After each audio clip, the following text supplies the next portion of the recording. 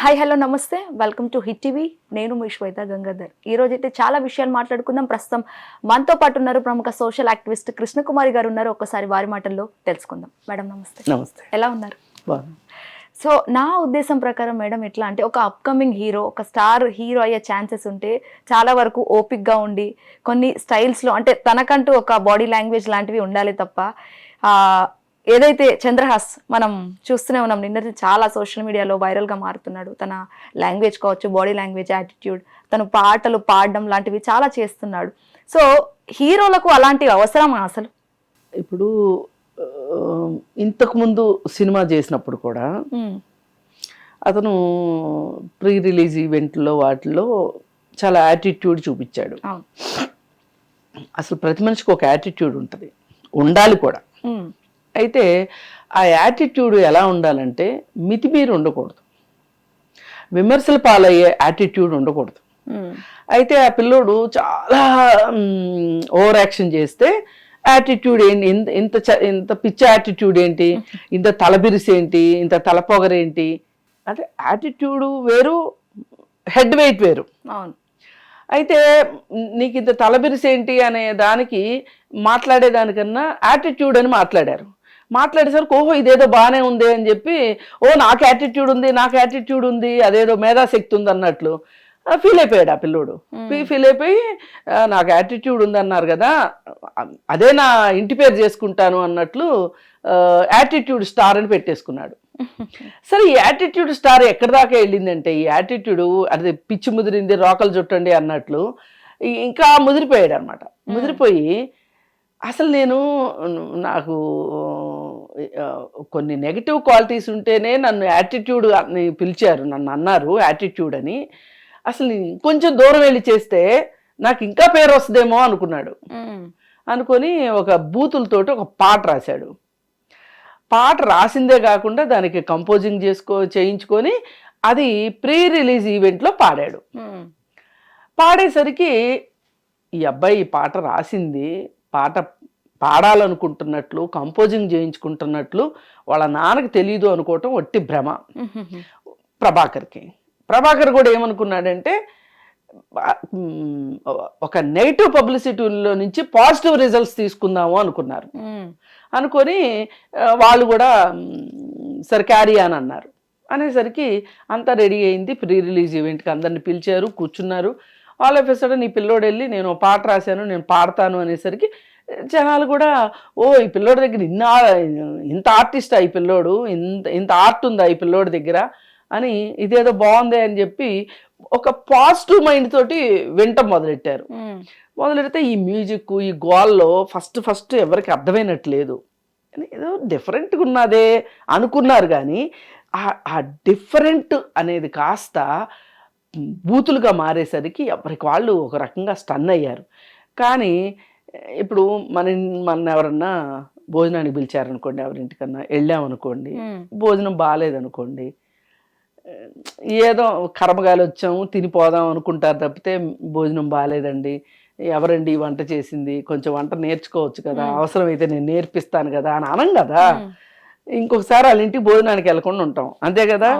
ఇవి వెళ్ళినోళ్ళు కూడా ఏమనుకున్నారంటే, అసలే సినిమా ఇండస్ట్రీలో పొగడ్తలు తప్పితే విమర్శించటాలు ఉండవు, ఏదైనా పొగడమని చెప్తారు. చిరంజీవి గారు కూడా అదే కదా చెప్తారు, పొగడ్త 10 మందిలో చెప్పు, విమర్శ చెవులో చెప్పు అని చెప్పారు కదా ఆయన. అందుకని దాన్ని ఫాలో అయిపోతుంటారు అందరూ. అందుకని ఎన్నోళ్ళు కూడా ఏం మాట్లాడుకోకుండా చక్కగా కూర్చున్నారు, విన్నారు. మనసులో కోపం ఉంది, పైకి మేము నటించామన్నట్టు చెప్తున్నారు. కానీ మనం ఎందుకు పిల్లి మెడలో గంట కట్టాలి అనుకున్నారు వాళ్ళందరూ. కానీ పరిస్థితి ఇక్కడ నెగిటివిటీగా ట్రోల్ అవుతే అవకాశాలు వస్తాయనా వాళ్ళ ఉద్దేశం? వాళ్ళ ఉద్దేశాలు కాదు. ఇప్పుడు ఇక్కడ పాయింట్ ఏంటంటే, ఈ పిల్లోడు నెగిటివ్ పబ్లిసిటీ నుంచి పాజిటివ్ రిజల్ట్ కోసం ట్రై చేశాడు అన్నది వాస్తవం. ఇక్కడ అతను పాడింది ఎంత దారుణమో విన్నవాళ్ళు వ్యతిరేకించకపోవటం కూడా అంతే దారుణం. వాళ్ళందరూ ఏదో హరికథ కాలక్షేపానికి వచ్చినట్టు హరికథ బాగుందో బాగాలేదో ఏదో ఒకట్లే మొక్కుబడిగా వెళ్ళిపోదామని అనుకున్నారు. కానీ అదే ఇప్పుడు పెద్ద ప్రశ్నే కూర్చుంది.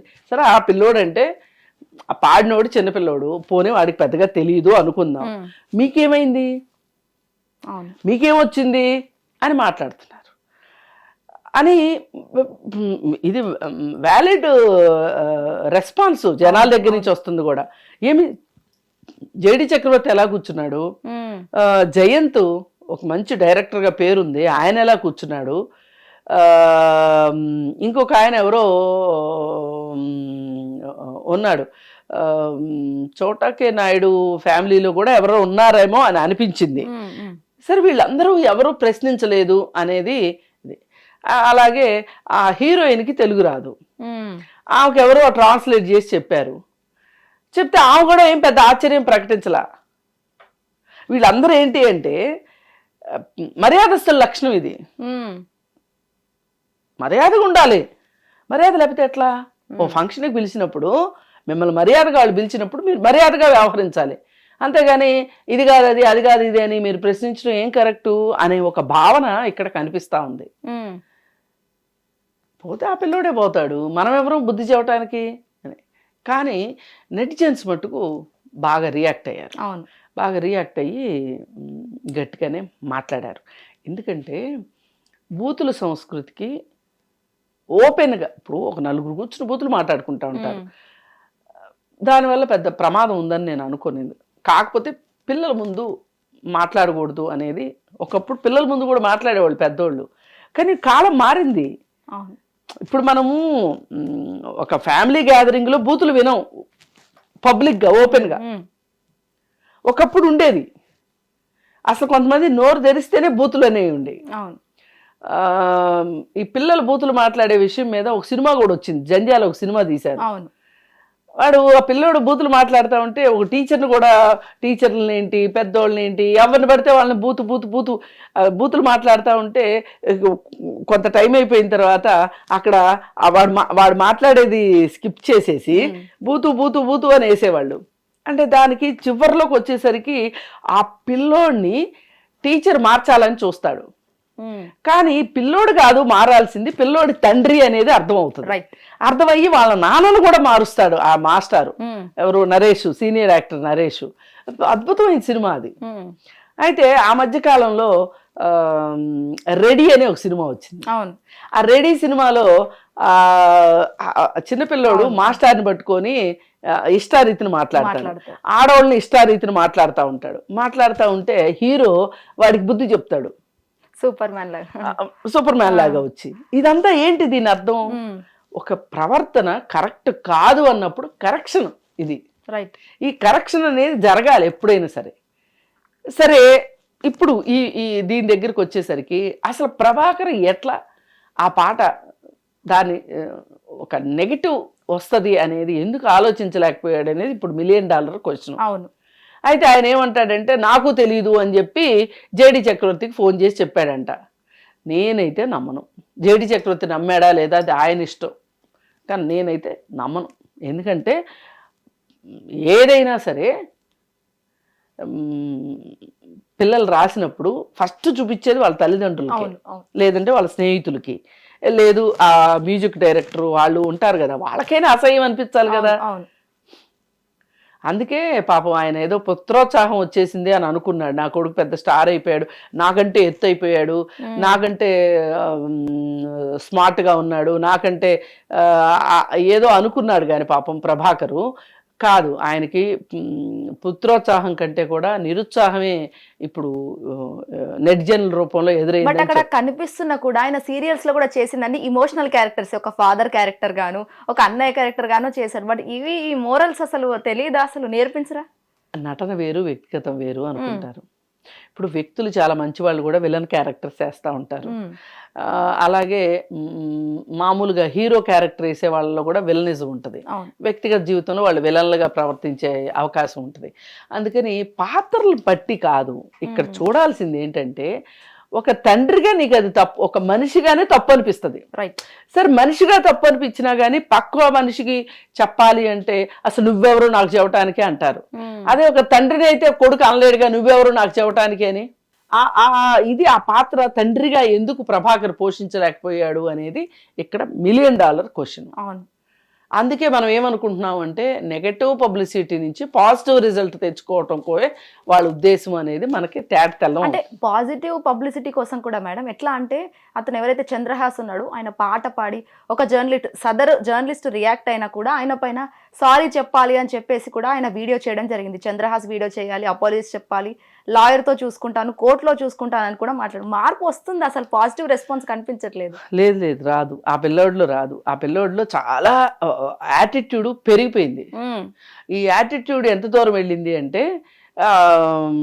అదే ఉండనాలకు మందేస్తే కొండనాలకు మందేస్తే ఉండనాలకు ఊడింది అన్నట్లు అయిపోయాడు ఆ పిల్లోడు. ఇది వాళ్ళు ఎప్పుడోనే ఈ కరెక్షన్ స్టార్ట్ అవ్వాల్సింది. మరి ఎందుకో పాపం ఏం జరిగిందో ఏంటో తెలియదు. కానీ ఏది ఏమైనా నా బాధ ఏంటంటే రేపు ఆ సినిమా రిలీజ్ అవుతుంది. ఈ పాట ఇలా ఏడ్చిందంటే ఆ సినిమా ఎలా ఉందో. అసలు ఇప్పుడు సెన్సార్ వాళ్ళు ఏమంటున్నారంటే ఆ పాట పెట్టలేదు అందుకే మేము సెన్సార్ ఇచ్చామంటున్నారు. ఈ పాట ఒక్కటే కాదు, అసలు సినిమా అంతా ఎలా ఉందో కూడా ఆ సినిమా రిలీజ్ అయిన తర్వాత ఏమాత్రం బాగలేకపోయినా కానీ అసలు ఫస్ట్ క్వశ్చన్ చేయాల్సింది సెన్సార్. అంటే ఇక్కడ చాలా వరకు ఎట్లా అంటున్నారు మేడం అంటే ఇప్పుడున్న జెన్జీకి అలాంటి పదాలే కావాలి, అలాంటి సినిమాలే కావాలి అని అంటున్నారు చాలా వరకు. మీరేమంటారు దానికి? ఏమండి జెన్జీ అంటే ఏమన్నా ఆకాశం నుంచి ఊడిపడ్డారా? వాళ్ళే అన్నం తినట్లేదా? వాళ్ళు బట్టలు వేసుకోవట్లేదా? చదువుకోవట్లేదా? జంజీ అంటే ఏం చేస్తున్నారు? వీళ్ళు ఏమన్నా అడవుల్లో ఆదిమవాసుల్లాగా తిరుగుతున్నారా జంజీలు? నో.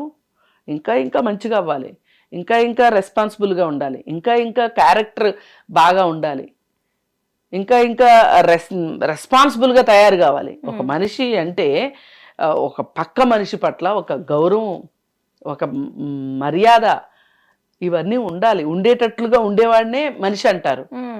అంతేగాని ఇప్పుడు ఏ మనిషి ముందైనా మనం బూతులు మాట్లాడుతున్నాము అంటే అర్థం ఏంటి అంటే ఆ మనిషిని మనం గౌరవించినట్లు లెక్క. పిల్లలు కావచ్చు, పెద్దోళ్ళు కావచ్చు, కొంతమంది భార్యలతో అమర్యాదగా మాట్లాడుతూ ఉంటారు. అలా అంటే వాళ్ళ ఉద్దేశం ఏంటి అంటే నేను నిన్ను గౌరవించట్లేదు అని చెప్తున్నారు. ఇప్పుడు ఈ పిల్లోడు కూడా అసలు సమాజం మీద గౌరవం లేదు, అతనికి బాధ్యత లేదు. అందుకే నేనేం కావాలనుకుంటున్నాను, ఎట్లా అయినా సరే నాకు మంచి రిజల్ట్ కావాలనుకుంటున్నాను. అంతేగా నాకు రెస్పెక్ట్ లేదు, సొసైటీ మీద రెస్పెక్ట్ లేదు, సొసైటీ నుంచి కూడా రెస్పెక్ట్ ఆశించట్లా, కేవలం డబ్బులే ఆశిస్తున్నాడు. పైగా ఓటీటీలు లేవు అనుకోండి, సరే సినిమాకి ఇష్టమైతే వెళ్తారు, లేకపోతే లేదు. కానీ రేపు పొద్దు నుంచి ఇప్పుడు రాజాసాబ్ సినిమా జనవరిలో రిలీజ్ అయింది, ఇప్పుడు ఫిబ్రవరి, ఈరోజు వచ్చేస్తుంది ఓటీటీలో. ఇప్పుడు సినిమా హాళ్ళల్లో డబ్బాలు వెనక్కి వెళ్ళినాయి అంటే ఫిల్మ్ డబ్బాలు ఓటీటీలో తిరిగి వస్తున్నాయి. మన ఇళ్లలోకి వచ్చేస్తాయి కదా. అంత బాగా ఆడిన సినిమా అంటే కొంచెం లేట్ అవ్వచ్చు, కానీ ఫ్లాప్ అయిన సినిమాలు వెంటనే వచ్చేస్తున్నాయి కదా. మరి ఈ సినిమా రేపు ఆడలేదనుకోండి, ఓటీటీలో కొన్నారనుకోండి, ఓటీటీలో వచ్చేసింది అనుకోండి, ఇళ్లలో వాళ్ళందరూ కలిసి చూడాల్సిందేగా. నేను ఈ దరిద్రం ఈ పాట వరకే ఆగిందని నేను అనుకోను. సినిమా కూడా మేబీ అలా ఉండొచ్చు ఎంతో కొంత. అందుకని నేను మొదటి రోజునే మొన్న నుంచి స్టార్ట్ అయింది ఇది. మొన్నే ఈ సినిమా బ్యాన్ చేయాలి అని చెప్పి మాట్లాడాను నేను. ఎక్కడో చోట ఎదురు దెబ్బ తగలాలి. మనల్ని వ్యతిరేకించే వాళ్ళు ఉన్నారు, మనం ఇలా ఉంటే కుదరదు అనే ఒక గట్టి భావన వాళ్ళకి రావాలి. అది ఎలా వస్తుంది? నష్టపోతేనే వస్తుంది, అప్పుడే ఆలోచిస్తారు. అంటే ఇక్కడ ఇంకో విషయం కూడా ఆలోచిస్తాం మేడం. ఎట్లా అంటే పెద్ద పెద్ద హీరోలు ఎవరైతే ఉన్నారో, అల్లు అర్జున్ కావచ్చు, ప్రభాస్, వీళ్ళు మరి అలాంటి పదాలు ఎప్పుడు మాట్లాడలేదు. జస్ట్ 2 సినిమాలకు తీసిన వెంటనే అలా మాట్లాడడం చాలా అసభ్యం. లేదు, అతను కెరీర్ డెవలప్ అవ్వాలి అని అనుకుంటున్నాడు. తను ఇప్పుడు ఎలా అయినా బతకాలి అనుకోవడం వేరు, ఎలాగోలా బతకాలనుకోవడం వేరు. రైట్. అక్కడ అది ఇప్పుడు కక్కుర్తండి. ఇప్పుడు రానాను వెంకటేష్ కలిసి రానా నాయుడు అని చెప్పి ఒక వెబ్ సిరీస్ తీశారు. దాని నిండా పచ్చిబూతులు. వాళ్ళు ఎందుకు తీశారు చెప్పండి? దేనికోసం తీశారు? వాళ్ళకి డబ్బులు తక్కువ, ఫేమ్ తక్కువ, ఏం తక్కువే తీశారు? వీళ్ళు ఏమనుకుంటున్నారంటే మనిషిలో దాగున్న ఒక నిద్రాణమైన ఒక వెకిలితనం ఉంటుంది, ప్రతి మనిషిలో ఉంటుంది. నేను ఈవెన్ అలా లేని వాళ్ళు ఎవరు లేరు, అందరూ గౌతమ్ బుద్ధులు లేరు. ఉంటుంది ఎక్కడో ఒక చోట ఒక చెడుతనం ఉంటుంది, ఒక వెకిలితనం ఉంటుంది, ఒక మోసకారి మనస్తత్వం ఉంటుంది, ఒక అబద్ధాలు ఆడే నేచర్ ఉంటుంది. ఇప్పుడు మనిషి స్వభావాలలో ఒక్కొక్క ట్రేడ్ మనకి ఉంటుంది. కానీ ఎప్పుడు కూడా మన మనసు ఏం చెప్తా ఉంటుందంటే చెడు మంచిది కాదు, అబద్ధాలు చెప్పకూడదు, నువ్వు ఇలాంటి బూతులు మాట్లాడకూడదు, ఇలాంటి బూతులు వినకూడదు. ఇవన్నీ మనకు చెప్తా ఉంటాయి. ఏదైతే మనం మంచి క్వాలిటీస్ అనుకుంటున్నామో ఈ మంచి క్వాలిటీసు చెడుని అణిచేస్తున్నంత కాలం ఎక్కడ వాళ్ళు చెడు మనుషులుగా కనపడరు. ఎప్పుడైతే ఈ చెడు మంచిని డామినేట్ చేస్తా వెళ్తుందో చెడుగా కనిపిస్తారు. అందుకని వీళ్ళ ఉద్దేశం ఏంటి అంటే ఆ మనిషిలో నిద్రాణమై ఉన్న ఒక లేఖితనాన్ని నిద్ర లేపాలని చూస్తారు. వాళ్ళు నిద్ర లేపి తద్వారా కాసులు చేసుకోవాలని చూస్తారు. ఇప్పుడు వెంకటేష్ రానాతో కంపేర్ చేస్తే ప్రభాకర్ వాళ్ళకి ఏం డబ్బులు ఉన్నాయి? లేవు. వాళ్ళ హీరో వర్షిప్తో పోలిస్తే ఈ పిల్లోడు ఏమి అప్కమింగ్ కాదు అసలు, ఇంతవరకు బోడీ కొట్టని హీరో. వీళ్ళు ఏమనుకుంటున్నారు, ఇలాంటి వాళ్ళకి అలాంటి వాళ్ళు ఆదర్శం. వాళ్ళు చేస్తే తప్పు లేదు, మేము చేస్తే తప్పు వచ్చిందా? అసలు మీడియా చర్చ పెట్టిందా చెప్పండి? రానా నాయుడు బూతులుకి సంబంధించిన వెబ్ సిరీస్ వచ్చినప్పుడు మీడియా ఏదైనా చర్చ పెట్టిందా? మొన్న మహిళల వస్త్రధారణ దగ్గరకు వచ్చేసరికి అందరూ పొలవమంటి చర్చలు పెట్టారు, అందరూ పాల్గొన్నారు, అందరూ మాట్లాడారు, గొంతులు జించుకుని మాట్లాడారు. ఎందుకో కొంతమందే వాచ్ డాగుల్లాగా చూస్తూ ఎక్కడ పొరపాటు జరిగినా ఎప్పుడు పొరపాటు జరిగినా ఎందుకు మాట్లాడుతున్నారు కొంతమంది. చాలా మంది ఎందుకు మాట్లాడట్లేదు అంటే వాళ్ళు చూసుకుంటారు ఎవరి జోలికి వెళ్తే ఏమవుతుందో అనే ఒక భయం మనుషుల్ని మాట్లాడనివ్వదు. అందుకే రానా నాయుడు గురించి ఆ వెబ్ సిరీస్ గురించి పెద్ద చర్చ జరగల. పైగా ఇంకొక ఆయన ఒక ఓటీటీ ప్లాట్ఫామ్ మీద ఒక షోలో ఏంటి మీ బాబాయి నువ్వు కలిసి మంచి పచ్చి బూతుల షో ఒకటి చేయబోతున్నారంట అని ఈయన వెటకారంగా మాట్లాడుతున్నాడు. ఒక పెద్ద ప్రముఖ హీరో బాలకృష్ణ రానాని ఇంటర్వ్యూ చేస్తా అంటే ఈయనకు సంతోషం ఆ బూతుల ఓటీటీ వస్తుంటే. మళ్ళీ వీళ్ళు పేరుకి పెద్ద పెద్ద నటులు, వీళ్ళు ఇన్ఫ్లుయెన్సర్స్, సొసైటీలో మన కర్మగాలి ఇలా ఉంది. అందుకని వాళ్ళ బ్యాక్గ్రౌండ్ ఏంటి అనేది అనవసరం, వాళ్ళు చేసింది తప్పు. పెద్దవాళ్ళు చేసినా చిన్నవాళ్ళు చేసినా ఎవరు చేసినా తప్పే, అది వ్యతిరేకించాల్సిందే. ఈ విశ్వ సంస్కృతి మట్టు కరెక్ట్ కాదు. Right, thank you so much. Thank you. Hit TV app, ఇందులో short news, live news, entertainment shows, movies, digital magazines తో పాటు మీ జిల్లా వార్తలను కూడా ఫ్రీగా చూడొచ్చు.